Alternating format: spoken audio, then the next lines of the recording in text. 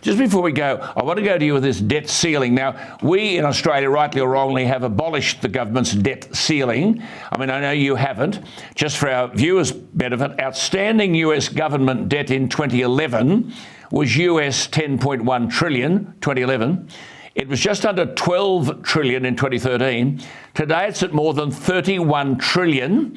The debt ceiling is 31.4 trillion.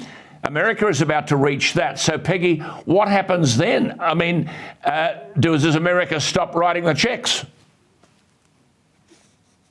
Well, you know, the Congress has threatened a government shutdown, which honestly, Ronald Reagan used to say that government is not the solution, it's the problem. So maybe that would be the best thing. But we know that America is not going to default on its debt, but we also cannot continue down this path. And I appreciate this Congress for making a stand and saying we are no longer going to kick the can down to generations upon generations of America who are going to suffer under the weight of this debt.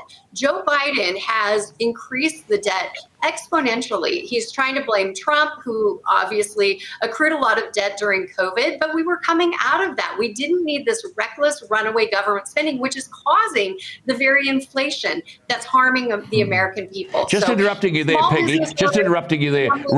Peggy just made this point about runaway debt. In the 3 months of last year alone, 3 months, Washington ran up a $418 billion deficit, more than our government's entire annual revenue.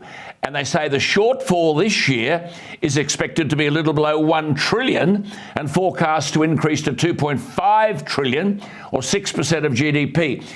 Peggy, this growth in debt is not sustainable, is it? No, it's not. And the American people, I think, are finally waking up to this. When you see the numbers that come out, it's almost $250,000 that every single tax-paying American has been strapped with this debt. The government needs to remember it's not their money, it's our money. And the American taxpayer, I think, is rising up to this. Families, small businesses, we have to balance our budgets and balance our checkbooks, and we expect government to do the same. And so I'm hoping that this new Congress will at least raise these issues. McCarthy's already had a conversation with Biden. They're a long ways apart, but at least they're doing the right thing by raising the question. I mean, great stuff. Actually, where things are at the moment, and we'll leave it there for tonight, but the numbers in the House, have the Republicans got the numbers in the House? They say they won't lift the debt ceiling until they can extract some spending cuts. Biden says he won't negotiate. Mind you, when Biden was vice president, he was always talking about negotiating with the other side, cross the aisle and so on. So he's now singing from a separate sheet of music. Peggy, great to talk to you. Wonderful start to the year. Talk to you next week. Thank you for your time.